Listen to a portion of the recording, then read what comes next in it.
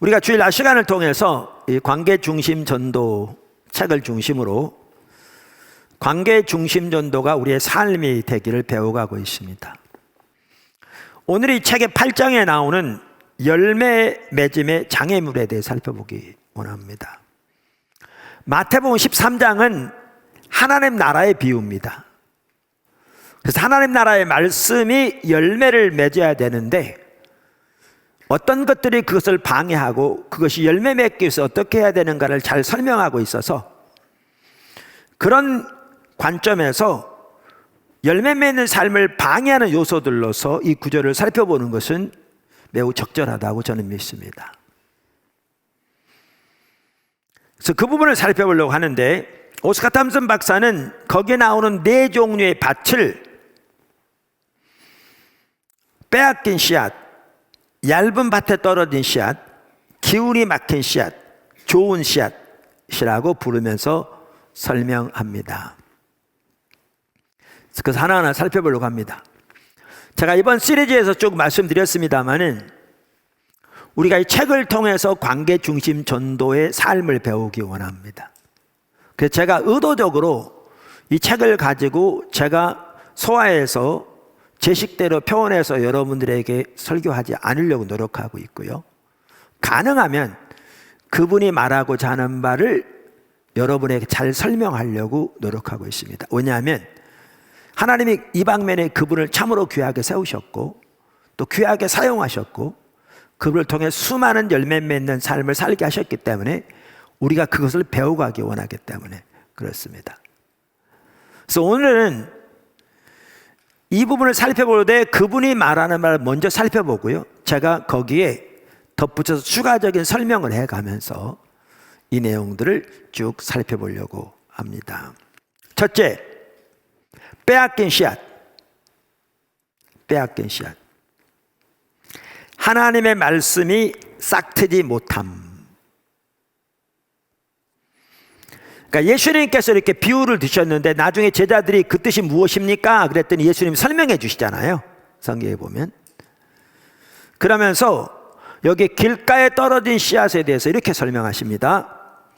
마태복음 13장 18절부터 말씀하시죠. 그런즉 씨 뿌리는 비유를 들으라. 아무나 천국 말씀을 듣고 깨닫지 못할 때는 악한 자가 와서 그 마음에 뿌려진 것을 빼앗나니 이는 곧 길가에 뿌려진 자요. 그러니까 씨앗이 길가에 뿌려진 사람은 어떤 사람을 의미하는가? 라고 예수님이 설명하신 내용입니다. 예수님이 설명하신 내용입니다. 그러면서 이 부분에 대해서 오스카 탐슨 박사는 이렇게 얘기합니다. 133쪽부터 보시면요. 이렇게 얘기합니다. 예수님은 씨 뿌리는 자가 씨를 뿌리러 나갔다고 말씀하신다. 그리고 어떤 일이 일어났는가? 씨 뿌리는 자가 씨앗을 뿌렸는데 악한 자가 와서 그 씨앗을 빼앗아 갔다. 목사님이 지난 주일에 어떤 설교를 했는가? 주일 성경 공부에서는 무엇을 배웠는가? 잘 들으라. 열매 맺음의 핵심은 씨앗이 싹을 틔우는 것이다. 얼마나 많은 씨앗을 뿌렸는가가 관건이 아니다. 싹이 트지 않는 한 열매는 맺힐 수 없다. 사람들이 교회에서 그저 설교만 듣고 돌아간다면 사탄은 아무리 많은 사람들이 교회에 가도 신경 쓰지 않는다. 씨앗을 빼앗을 수만 있다면 아무리 많은 씨앗이 뿌려진다 한들 사탄은 신경 쓰지 않는다. 살아계신 하나님과의 만남이 있어야 한다. 하나님의 말씀과의 만남이 있어야 한다. 하나님의 말씀의 씨앗이 사람들의 마음 깊이 박혀 믿음으로 싹을 틔워야 한다. 그렇게 될 때 성령님이 그 싹을 취하시고 새 생명을 만드신다. 하지만 안타깝게도 수많은 이들이 예배에 참석하고 주일 성경 공부에 자리를 차지하고 출석 교인으로 머릿수를 채우는 데 그치고 있다. 삶이 변화되지 않고 열매를 맺지 않고 잃어버린 세상을 어루만지지 않고 이 세상과 그리스도를 화목하게 하지도 않는다. 사실 우리도 크게 전혀 예외가 아니라고 생각합니다. 심각하게 지금 이런 상태에 있죠. 너무나 많은 우리들이. 그러면서 이 말 속에서 이제 두 가지를 언급합니다. 이 배후에 지금 이 말한 내용 가운데 두 가지 가정이 들어있다. 이제 그러는 거죠. 여기서 우리는 두 가지를 가정해야 한다. 하나는 그 말이죠. 씨 뿌리는 자의 비유는 씨가 뿌려졌다는 것을 가정한다. 이 시대를 생각했을 때 참 대단한 가정이 아닌가. 많은 경우 씨가 아예 뿌려지지도 않는다. 목사와 교사들이요, 교인들에게 당신의 생각을 전하지 마라. 하나님의 말씀이 이야기하는 바를 전하라. 성경을 펼치고 말씀이 교인들에게 살아 움직이는 말씀이 되게 하라. 뿌려진 씨앗이 없는데 싹이 트는 것을 기대할 수 없다. 나는 미국 전역으로부터 하나님의 말씀을 선포하는 설교자가 필요합니다 라는 편지와 전화를 받는다. 사람들이 말씀을 이해하고 내가 하나님으로부터 말씀을 받았다고 고백할 수 있도록 성령의 능력을 힘입어 성경을 살아 움직이는 말씀으로 전할 설교자가 필요하다는 뜻이다. 주일학교 교사들은 반드시 학생들과 하나님의 말씀을 나누어야 한다. 여기 주일학교라고 그러니까요, 아동부만 말하는 게 아닙니다.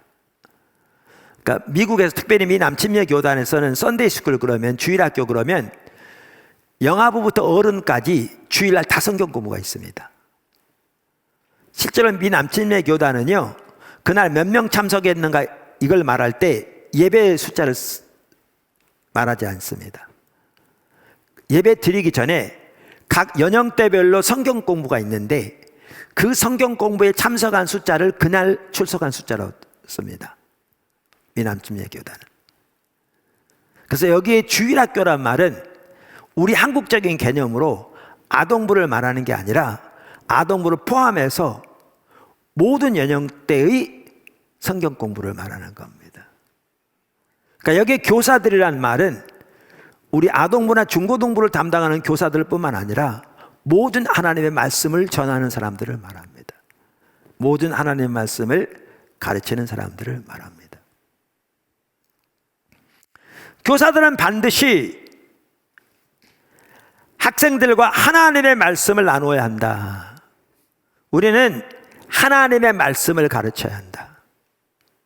이는 목사와 주일학교 및 주일 성경 공부 교사들과 말씀을 선포하는 모든 이들의 막중한 책임이다. 당신이 어떤 위치에 있든 하나님은 관계의 안에 있는 이들에게 당신이 하나님의 말씀을 전했는지 그 책임을 물으신다. 이렇게 교사들에게 해당되는 말씀이기도 하지만 한편으로는 우리 모두에게 해당되는 말씀이라는 거죠. 그러면서 계속 이렇게 얘기합니다. 하지만 마태복음 13장 19절은 하나님의 말씀이 뿌려지는 것만으로는 충분하지 않다고 기록한다. 하나님의 말씀을 우리에게서 빼앗으려 하는 초자연적인 세력이 도사리고 있기 때문이다. 하나님의 말씀이 당신 마음에 뿌려져 싹이 트고 열매를 맺지 않는 한 사탄은 당신이 얼마나 하나님의 말씀을 많이 듣든지 전혀 개의치 않는다. 현대 사회의 심각한 문제는 우리가 하나님의 말씀에 집중하지 못한다는 것이다. 예배 후 목사가 용기를 내어 문 앞에 서서 오늘 제가 무슨 설교를 했지요? 라고 물었을 때 대답할 수 있는 사람이 몇이나 될까? 포도나무 교회는 대체적으로 예외이기도 합니다만 저 문을 나갈 때 적지 않은 성도들이 그날 설교가 무슨 내용인지조차를 기억하지 못한다는 거죠. 기억하지 못한다는 거죠.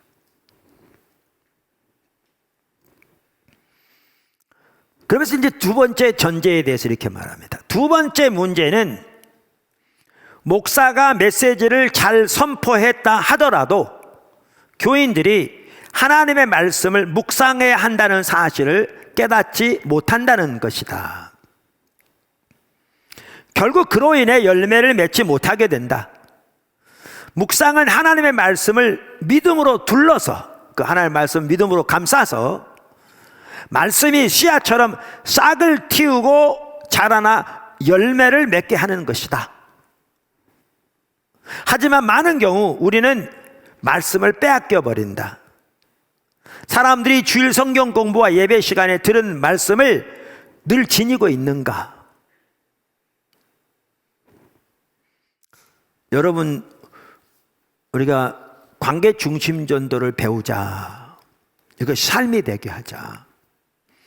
이것이 성경의 가르침의 핵심적인 내용일 뿐만 아니라 하나님의 성령께서 포도나무교에 지금 강력하게 촉구하고 계시는 말씀이다. 아마 오늘 설교가 13번째인가 아마 그럴 것 같습니다. 그런데 여러분, 지금까지 전파된 내용들을 기억하고 있습니까? 남아있나요?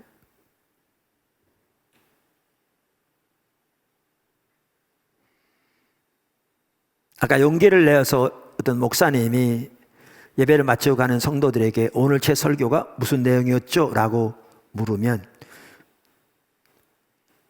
너무나 많은 사람들이 기억하지 못할 거다 그랬는데, 여러분은 그 정도는 아닐지 모르지만 하나님이 그토록 이 부분을 강력하게 우리에게 촉구하고 계신다고 나눴는데, 지난 12주 동안 나눠진 메시지의 핵심적인 내용이라도 머릿속에 남아있느냐 그 말이죠.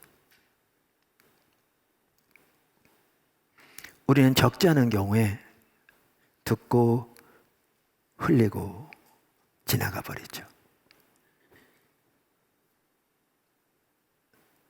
말씀이 전혀 싹을 틔우지 못하는 거죠. 이 저자의 표현에 의하면. 그러니까 열매를 맺을 수 없는 것은 당연한 것이죠.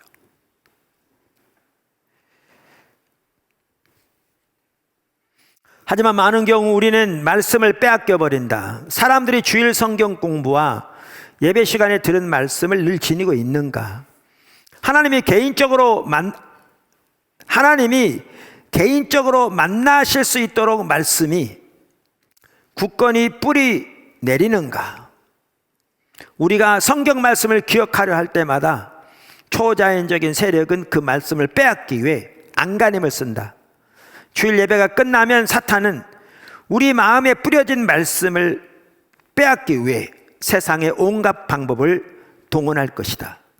그것이 축구 경기가 될 수도 있고 영화나 친지들과의 식사가 될 수도 있다. 때문에 들은 말씀을 묵상하라고 가르치고 격려하지 않으면 싹이 트기도 전에 빼앗기게 될 가능성이 높다.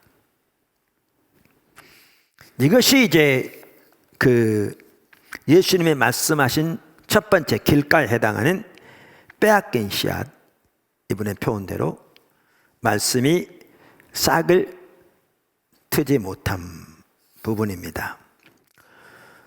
이분들 전제로 두 가지를 아까 말씀했는데요. 제가 이거 덧붙여서 한 두 가지를 말씀드리려고 합니다. 그중 하나는 이 저자가 하는 말에 정확히 같은 맥락인데, 지금 우리나라에도 심지어 강단에서도 하나님의 말씀이 전파되지 않는 경우가 너무나 많습니다. 강단에서조차 하나님의 말씀이 전파되지 않는 경우가 너무나 많습니다. 이 말만 잘못 들으면 오해할 수 있습니다. 우리 한국말은 꼭 끝까지 들어야 이해할 수 있다 그러잖아요. 여러분 인내를 가지고 제가 무엇을 의미하는지를 들으시면 그 내용을 이해할 수 있을 거라고 생각합니다. 예를 들면 주일학교, 중고등부 우리나라 심각하게 침체되어 있습니다. 우리나라 교회 중에 주일학교가 없는 교회가 50%나 된다고 합니다. 근데 지금은 실제로는 그보다 더 많습니다. 지역교회 청년부가 따로 부서로 모임이 없는, 부서가 없는 교회는 주일학교가 없는 교회보다 더 많습니다. 그만큼 우리의 다음 세대가 심지어 교회 중직자들의 자녀들까지도 철저하게 교회를 등지고 많은 젊은이들이 신앙을 등지고 있습니다. 자, 이런 상황이 될 때 많은 경우에 주일 예배뿐만 아니라 수련회 같은 곳에서는 재미있는 이야기와 활동들을 통해서 그 우리의 다음 세대들의 관심을 끌려고 합니다. 문제는 그러니까 더 침체되는 것입니다. 재미로 따지면 교회보다 세상이 훨씬 뛰어나거든요. 우리의 다음 세대를 돌이키기 위해서도 하나님의 말씀이 전파되어야 합니다. 다시 말하면 원색적인 복음이 전파되어야 합니다. 이게 매우 중요합니다. 원색적인 복음이 전파되되 단순히 이론적인 지식이 아니라 하나님과의 친밀한 관계에서 나온 복음의 실제가 전파되어야 합니다. 다시 말합니다. 원색적인 복음이 전파되되 단순히 이론적인 지식이 아니라 자신과 하나님과의 관계에서 나온 복음의 실제가 전파되어야 합니다. 우리는 이것을 사도 바울의 삶에서 잘 볼 수 있습니다. 몇 주 전에 십자가에 의한 삶을 살펴보면서 일부 살펴보았습니다마는 고린도전서에 보면 사도 바울은 자신이 철저하게 오직 십자가의 복음을 전했다 이렇게 말하고 있습니다.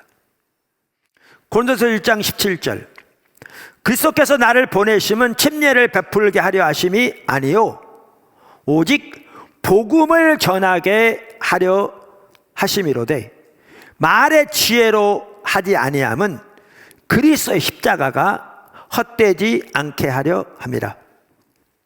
십자가의 도가 멸망하는 자들에게는 미련한 것이요 구원을 받는 우리에게는 하나님의 능력이라. 그러면서 23절에 이렇게 말합니다. 우리는 십자가에 못 박힌 그리스도를 전하니 유대인에게는 거리끼는 것이요 이방인에게는 미련한 것이로되 오직 부르심을 받은 자들에게는 유대인이나 헬란이나 그리스도는 누가?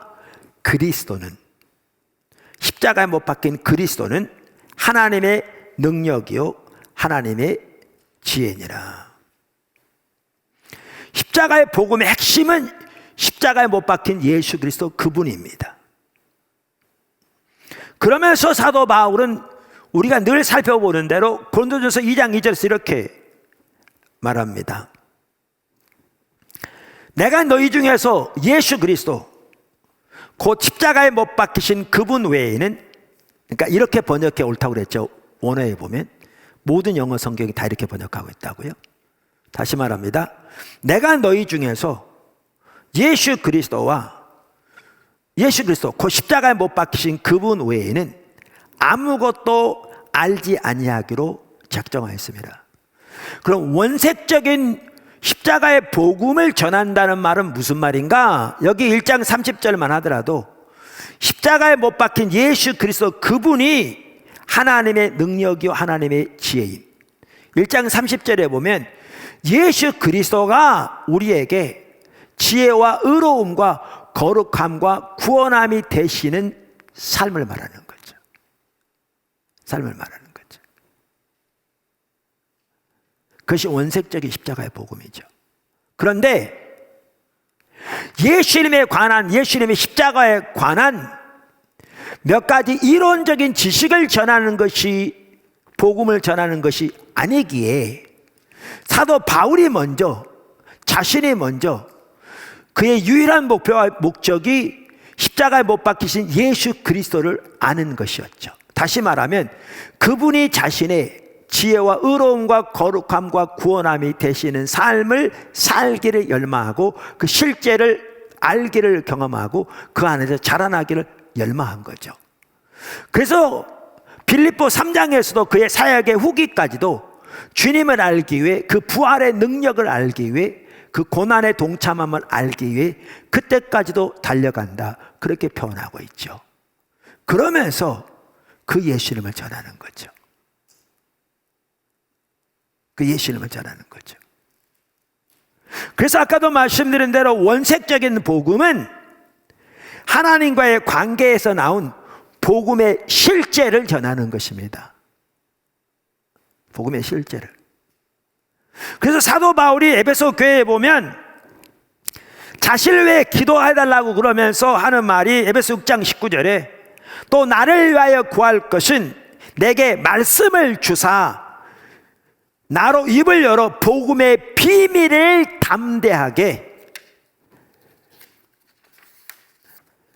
알리게 하옵소서 할 것이니, 그리스도의 비밀, 그리스도의 복음의 실제, 그 능력, 그 지혜를 전하도록 기도해 달라고 그러는 거죠.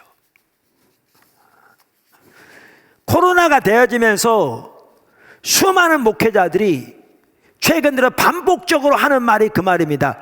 교회 안에서 원색적인 복음이 증거돼야 한다. 이 말은 무슨 말입니까? 여태까지 이렇게 하지 않았다는 거죠. 그래서 교회가 침체되게 되고, 코로나라는 이러한 위기가 닥치니까 신앙 자체가 와르르 무너지는 사람이 절대 적지 않은. 그러니까 심지어 강단에서도 하나님의 말씀이 전파되지 않는 경우가 절대로 적지 않았던 거죠. 하나님의 말씀이 전파되어야 합니다. 사실 이 원색적인 복음이 증거되되 하나님과의 관계에서 나오는 복음의 실제가 증거되어질 때 그것이 강력한 능력을 발휘합니다. 성령께서 역사하실 때 그것이 이른 영혼들을 구원하고요, 그것이 잠자는 영혼들을 일깨우고요, 그것이 젊은이들에게도 그 속에 하나님을 향한 갈망이 불붙게 합니다. 사실 우리의 다음 세대만 하더라도 하나님에 대해서 무관심하고 교회에 대해 등지고 돌이키는 것 같지만 그들 속에는 진정한 복음의 실제에 대한 갈망이 어느 누구 못지않게 큽니다. 저는 그렇게 확신합니다. 그리고 그들에게 그러한 복음의 실제가 증거되어질 때 그것이 그들의 영혼에 불을 던집니다. 한번 우리 교단 PK 목회자 자녀 집회를 인도하러 갔습니다. 제가 설교하는 중에 성경에 나오는 기본적인 어떤 성경 지식을 물었는데 대답 안 한 학생들도 있었을지 모르지만 대다수는 모르는 것 같더라고요. 그 자리가 고등학교 3학년부터 대학생 중심으로 이루어진 200명 남짓 목회자 자녀들을 모인 자리였습니다. 우리 교단에.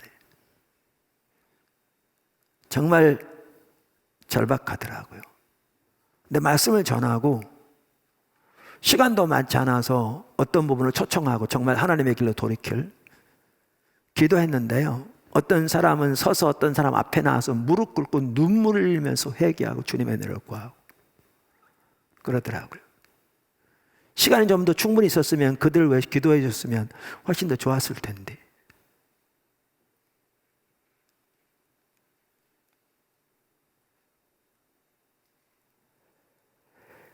하나님의 말씀이 선포되어야 합니다. 하나님의 말씀이 선포되되 원색적인 복음의 실제가 선포되어야 합니다. 선포되어야 합니다. 이것이 강단에서 선포되어야 할 뿐만 아니라, 이것이 모든 성경 공부에서 선포되어야 할 뿐만 아니라, 이것이 여러분 각자를 통해 여러분의 동심원에 있는 사람들에게 전파되어야 합니다. 이게 하나님께서 우리 모두에게 명령하신 바입니다. 그렇다면 여러분들이 여러분의 관계의 동심원에 있는 사람들에게 하나님의 말씀을 전하되, 지금 제가 설명한 바로 그러한 성격의 진정한 하나님의 메시지가 증거되기를, 전파하기를 추구한다면 여러분이 어떤 사람이 되어야 합니까? 절박하게 바울처럼 내가 너희 중에서 예수 그리스도 그 십자가에 못 박히신 그분 외에는 아무것도 알지 아니하기로 작정하였다라고 고백했던 것처럼 그렇게 주님을 찾아야 비로소 가능할 것이고요. 그렇게 여러분이 원색적인 복음의 실제를 전파하기를 추구한다면 그렇게 바울처럼 주님을 추구하지 않을 수가 없을 겁니다. 그렇게 하지 않고는 전혀 가능하지 않기 때문에 그렇습니다. 그러니까 복음 전파의 핵심적인 내용을 가장 잘 말해주는 구절 중에 하나가 고린도전서 1장과 2장입니다. 사도 바울이 말한, 우리는 여기서 먼저 기억할 것이 있습니다. 우리 신앙이 타락할수록 우리는 하나님의 길, 하나님의 법에 대해서 관심조차 없게 됩니다. 하나님의 백성들의 신앙이 타락할수록 하나님의 백성들이 하나님의 법, 하나님의 길에 대해 관심조차 없게 됩니다. 우리는 이 부분을 이사야서 30장 8절 이하에서 잘 볼 수 있습니다. 이것은 구약시대만 아닙니다. 오늘날도 그렇습니다. 신구약 통틀어서 어느 시대든지 항상 똑같습니다. 이사야서 30장 역시 여러 번 살펴보았기 때문에 제가 자세히 설명하려고 하지 않습니다. 한 가지만 살펴보고 넘어가겠습니다.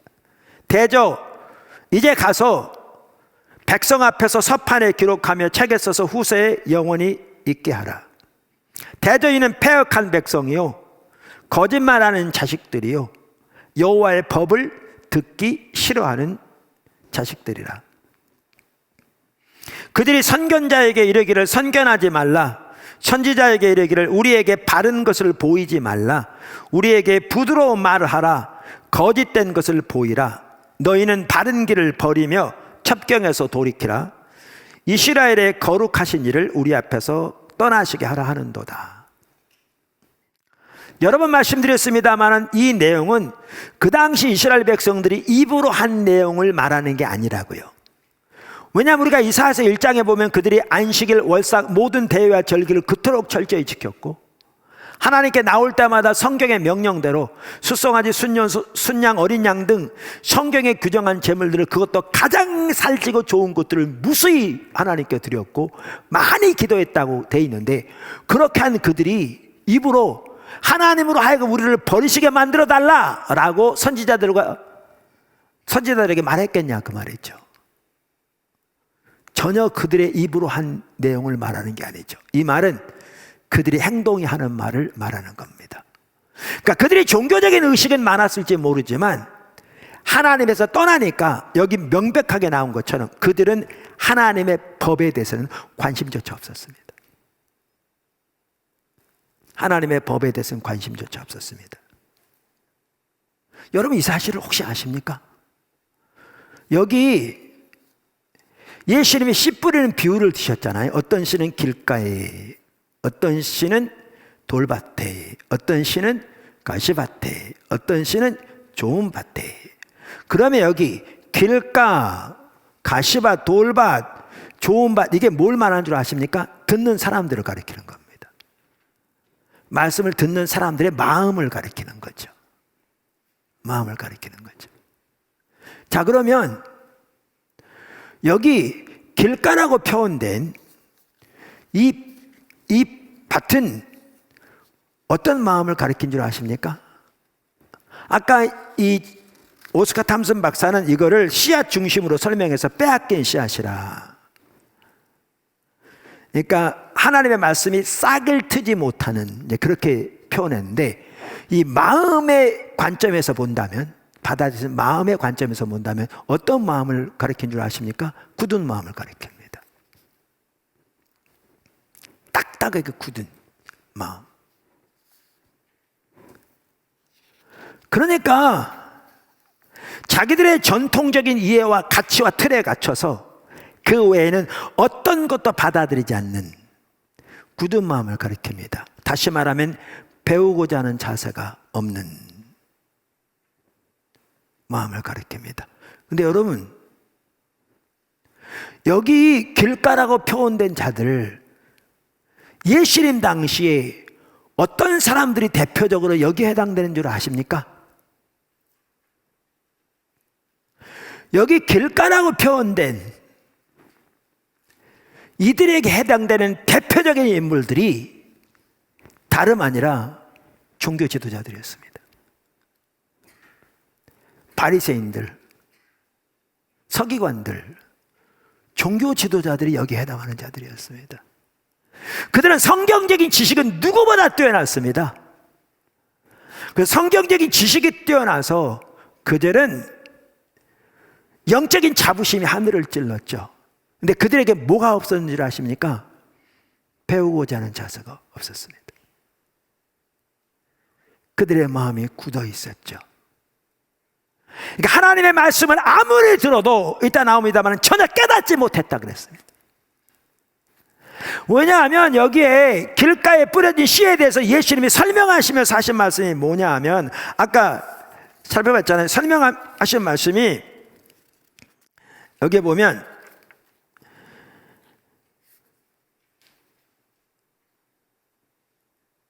천국 말씀을 듣고 깨닫지 못할 때에는 악한 자가 빼앗아 간다. 이게 길가다 그랬거든요. 그러니까 이들의 지금 전형적인 특징이 뭐냐면 깨닫지 못한 겁니다. 깨닫지 못한 겁니다.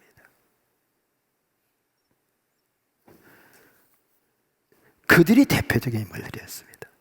그래서 여기에서 아주 중요한 게 뭐냐면 하나님의 뜻을 행하고자 하는 자세입니다. 하나님의 말씀 앞에 떠는 자세입니다. 사실 이게 뭐죠? 하나님의 얼굴을 구하는 자세 하나 핵심이기도 한데, 제가 아까 설명드린 그대로입니다. 우리 삶의 각 영역에서 하나님의 길, 하나님의 뜻이 무엇인가를 알아 그 가운데 행함으로 하나님을 더욱더 알고 하나님의 계신 곳에 함께 있으므로 하나님의 기뻐하신 자리에 머물기를 열망해서 주님의 뜻을 알고자 하는 자세입니다. 그 자세를 가지고 성경도 묵상하고 그 자세를 가지고 설교를 듣고 그 자세를 가지고 기도를 통해 하나님의 도움을 구하며 하나님을 찾는 게 필수적인 자세입니다. 이게 없으면 바리새인처럼 됩니다. 이 자세가 있어야 말씀이 싹이 트입니다. 말씀이 싹이 트입니다. 여러분 이거 아십니까? 저는 바울 서신서 중에요, 영적인 면에서 그의 어떤 정상이 옥중서신이라고 생각해요. 사도 바울의 서신서 중에 로마서가 꽃이라고 그러는데 제가 보기에는요, 옥중서신이 엄청나게 깊어요. 그러니까 때로는 에베소 1장 한 장만 가지고도 수백 페이지짜리 책을 쓸 수 있어요. 실제로 뭐죠? 많은 청교도들은 그렇게 했어요. 그만큼 하나하나의 내용이 깊어요. 하나하나의 내용이. 그래서 에베소서 골로새서 한 절만 설명하려고 해도요, 사실 쉽게 넘어갈 수 있는 내용이 아니에요. 그 하나하나 단어 속에, 하나하나 그 표현 속에 많은 내용들이 포함되어 있어요. 그렇게 볼 때 저는 옥중서신을 쓸 때의 사도 바울이, 물론 성령의 감동을 주어졌지만 영적인 상태가 어떻게 보면 정상이지 않았나 생각해요. 목양서신이라고 그러죠. 나중에 순교하기 바로 직전에. 그때는 그 후의 서신인데도 옥중서신보다 그런 면에서 훨씬 낮아요. 제가 보기엔. 교회를 세우기 위한 기본적인 내용들을 다루고 있을지 몰라도 영적인 면에서 그렇게 깊이 다뤄져 있지 않아요. 그래서 저 개인적으로는 사도 바울이 로마 옥중에 첫 번째 갇혔을 때 그래서 옥중에서 4권의 성경책을 썼는데 그때가 영적으로 어떻게 보면 최절정에 있지 않았나 그렇게 추측을 해요. 근데 그 옥중서신 하나 골로새서에서 골로새 교회 편지하면서 뭐라고 기도한 줄 아세요? 이렇게 기도했어요. 골로새서 1장에 9절 이로써 우리도 듣던 날부터 너희를 위하여 기도하기를 그치지 아니하고 구하노니 너희로 하여금 모든 신령한 지혜와 총명에 하나님의 뜻을 아는 것으로 채우게 하시고 주께 합당하게 행하여 범사에 기쁘시게 하고 모든 선한 일에 열매를 맺게 하시며 하나님을 아는 것에서 자라게 하시고. 정말 중요한 내용이죠. 내용이 뭐예요? 무엇을 위해서 기도해요? 무엇보다 신령한 지혜와 총명으로 충만해지기를 위해 기도해요. 그 결과로 어떻게 되기를 위해요? 하나님의 뜻을 아는 것으로 채워지기를 기도하고요. 그 하나님의 뜻을 아는 것이 채워지게 될 때 주님께 합당히 행할 수 있고 범사에 주님을 기쁘시게 할 수 있고 선한 열매가 풍성한 삶을 살 수 있고 하나님을 아는 일에서 자라나게 될 수 있는 거죠. 그런데 언제 그 지혜가 주어진다고요? 하나님의 은혜로 주어지고 그 지혜를 구하는 것이 중요하지만 사도 바울이 기도한 것처럼 우리가 모세의 삶에서 볼 수 있듯이 언제 그 지혜가 분별력이 주어지는가? 하나님의 말씀 앞에 떠오는 자세로 주의 길을 구하여 주 앞에 설 때.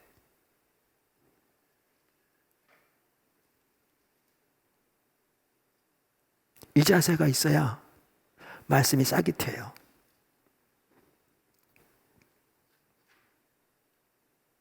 말씀이 싹이 트인다고요.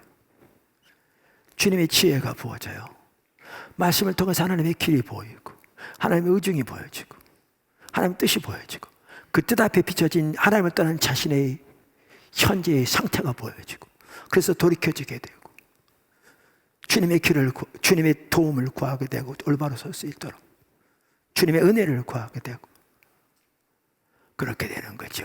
그래야 열매 맺는 자리로 나갈 수 있어요. 그냥 말씀 듣고 감동받았다고 열매 맺는 자리로 절대 안 나가집니다. 며칠 뒤면 다 잊어먹을 건데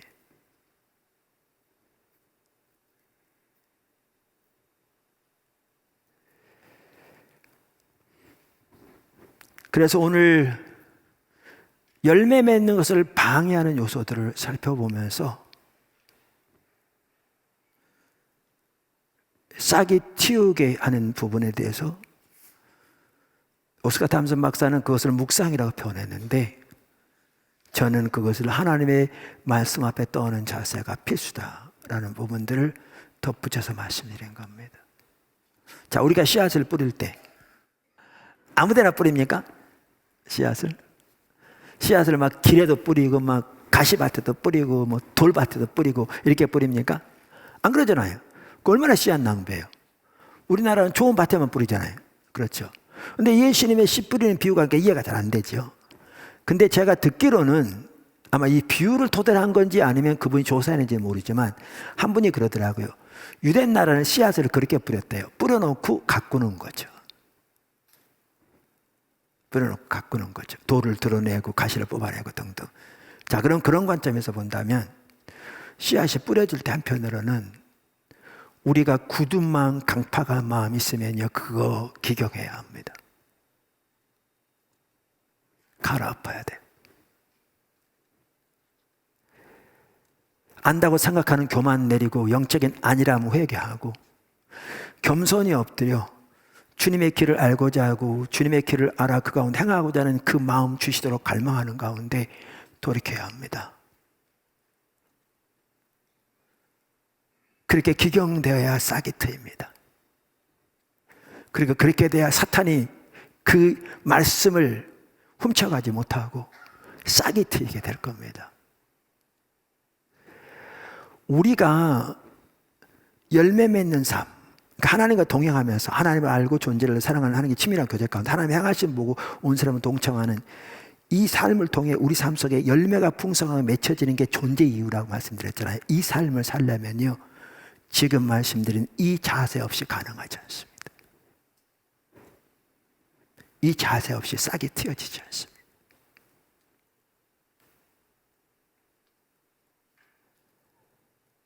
그래서 반드시 그렇게 서셔야 합니다. 아멘.